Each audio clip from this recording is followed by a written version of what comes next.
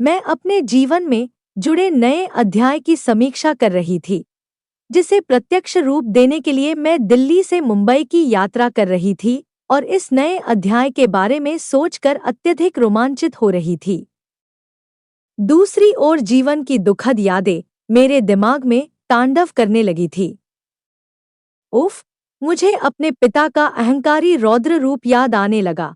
स्त्री के किसी भी रूप के लिए उनके मन में सम्मान नहीं था। मुझे पढ़ाया लिखाया, लेकिन अपने दिमाग का इस्तेमाल कभी नहीं करने दिया। पढ़ाई के अलावा किसी भी एक्टिविटी में मुझे हिस्सा लेने की सख्त मनाही थी। घड़ी की सुई की तरह कॉलेज से घर और घर से कॉलेज जाने की ही इजाजत थी। नीरस जीवन के चलते मेरा मन कई बार कहता कि क्या पैदा करने से बच्चे अपने माता पिता की संपत्ति बन जाते हैं, कि जैसे चाहा वैसा उनके साथ व्यवहार करने का उन्हें अधिकार मिल जाता है। लेकिन उनके सामने बोलने की कभी हिम्मत नहीं हुई। माँ भी पति की परंपरा का पालन करते हुए सहमत न होते हुए भी उनकी हाँ में हाँ मिलाती थी। ग्रेजुएशन करते ही उन्होंने मेरे विवाह के लिए लड़का ढूंढना शुरू कर दिया था, लेकिन पोस्ट ग्रेजुएशन करने के बाद ही मेरा विवाह विवेक से हो पाया। मेरी इच्छा या अनिच्छा का तो सवाल ही नहीं उठता था। गाय की तरह एक खूंटे से खोलकर मुझे दूसरे खूंटे से बांध दिया गया। मेरे सास ससुर आधुनिक विचारधारा के तथा समझदार थे। विवेक उनका इकलौता बेटा था। वह अच्छे व्यक्तित्व का स्वामी तो था ही, पढ़ा लिखा, कमाता भी अच्छा था और मिलनसार स्वभाव का था। इकलौती बहू होने के चलते सास ससुर ने मुझे भरपूर प्यार दिया। बहुत जल्दी मैं सबसे घुल मिल गई।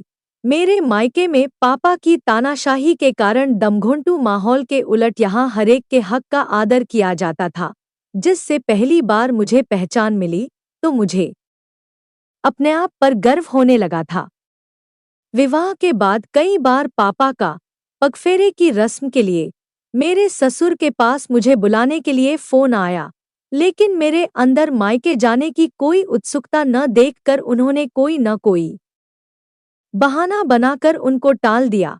उनके इस तरह के व्यवहार से पापा के अह को बहुत ठेस पहुंची। सहसा एक दिन वे खुद ही मुझे लेने पहुंच गए और मेरे ससुर से नाराजगी जताते हुए बोले, मैंने बेटी का विवाह किया, उसको बेचा नहीं है। क्या मुझे अपनी बेटी को बुलाने का हक नहीं है? अरे नहीं समधी साहब, अभी शादी हुई है, दोनों बच्चे आपस में एक दूसरे को समझ लें, यह भी तो जरूरी है। अब हमारा जमाना तो है नहीं। परंपराओं के मामले में मैं अभी भी पुराने ख्यालों का हूँ। पापा ने उनकी बात बीच में ही काट कर बोला तो सभी के चेहरे उतर गए। मुझे पापा के कारण की तह तक गए बिना इस तरह बोलना बिल्कुल अच्छा नहीं लगा, लेकिन मैं मूकदर्शक बनी रहने के लिए मजबूर थी। उनके साथ मायके आने के बाद भी उनसे मैं कुछ नहीं कह पाई, लेकिन जितने दिन मैं वहां रही, उनके साथ नाराजगी के कारण मेरा उनसे अनबोला ही रहा। परंपरानुसार विवेक मुझे दिल्ली लेने आए, तो पापा ने उनसे उनकी कमाई और उनके परिवार के बारे में कई सवाल जवाब किए। विवेक को अपने परिवार के मामले में पापा का दखल देना बिल्कुल नहीं सुहाया। इससे उनके अह को बहुत चोट पहुंची। पापा से तो उन्होंने कुछ नहीं कहा, लेकिन मुझे सब कुछ बता दिया। मुझे पापा पर बहुत गुस्सा आया कि वे बात करते समय यह भी नहीं सोचते कि कब, किससे, क्या कहना है। मैंने जब पापा से इस बारे में चर्चा की तो वे मुझ पर ही बरस पड़े कि ऐसा उन्होंने कुछ नहीं कहा, जिससे विवेक को बुरा लगे। बात बहुत छोटी सी थी, लेकिन इस घटना के बाद दोनों परिवारों के अह टकराने लगे। उसके बाद पापा एक बार मुझे मेरी ससुराल से लेने आए, तो विवेक ने उनसे बात नहीं की। पापा को बहुत अपमान महसूस हुआ। जब ससुराल लौटने का वक्त आया तो विवेक ने फोन पर मुझसे कहा कि या तो मैं अकेली आ जाऊं वरना पापा ही छोड़ने आएं। पापा ने साफ मना कर दिया कि वे छोड़ने नहीं जाएंगे। मैंने हालत की नज़ाकत को डोट देखते हुए बात को तूल न देने के लिए पापा से बहुत कहा कि समय बहुत बदल गया है, मैं पढ़ी लिखी हूँ, मुझे छोड़ने या लेने आने की किसी को जरूरत ही क्या है, मुझे अकेले जाने दे। माँ ने भी उन्हें समझाया कि उनका इस तरह अपनी बात पर अड़ना रिश्ते के लिए नुकसानदेह होगा, लेकिन वे टस से मस नहीं हुए। मेरे ज्यादा जिद करने पर वे अपनी इज्जत की दुहाई देते हुए बोले, तुम्हें मेरे मान सम्मान की बिल्कुल चिंता नहीं है। मैं अपने पति को भी जानती थी कि जो वे सोच लेते हैं करके छोड़ते हैं। न विवेक लेने आए, न मैं गई। कई बार फोन से बात करने की कोशिश की, लेकिन उन्होंने बात नहीं की। पापा के अहंकार के कारण मेरा जीवन त्रिशंकु बनकर रह गया। इन हालात को न सह सकने के कारण माँ अवसाद में चली गईं और अचानक एक दिन उनकी हृदयाघात से मृत्यु हो गई। इस दुखद घटना के बारे में भी पापा ने मेरी ससुराल वालों को सूचित नहीं किया तो मेरा मन उनके लिए वितृष्णा से भर उठा। इन सारी परिस्थितियों के जिम्मेदार मेरे पापा ही तो थे।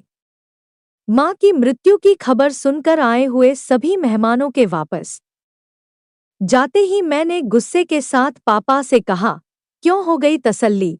अभी मन नहीं भरा हो तो मेरा भी गला घोंट दीजिए। आप तो बहुत आदर्श की बातें करते हैं ना, तो आपको पता होना चाहिए कि हमारी परंपरानुसार दामाद को और उसके परिजनों को बहुत आदर दिया जाता है और बेटी का कन्यादान करने के बाद उसके माता पिता से ज्यादा उसके पति और ससुराल वालों का हक रहता है। जिस घर में बेटी की डोली जाती है, उसी घर से अर्थी भी उठती है। आपने अपने ईगो के कारण बेटी का ससुराल से रिश्ता तुड़वा कर कौन सा आदर्श निभाया है? मेरी सोच से तो परे की बात है, लेकिन मैं अब इन बंधनों से मुक्त होकर दिखाऊंगी। मेरा विवाह हो चुका है, इसलिए मेरी ससुराल ही अब मेरा घर है। मैं जा रहती हूँ अपने पति के पास। अब आप रहिए अपने अहंकार के साथ इस घर में अकेले। अब मैं यहाँ कभी नहीं आऊंगी पापा। इतना कहकर पापा की प्रतिक्रिया देखे बिना ही मैं घर से निकल आई और मेरे कदम बढ़ चले उस ओर जहाँ मेरा ठौर था और वही थी मेरी आखिरी मंजिल।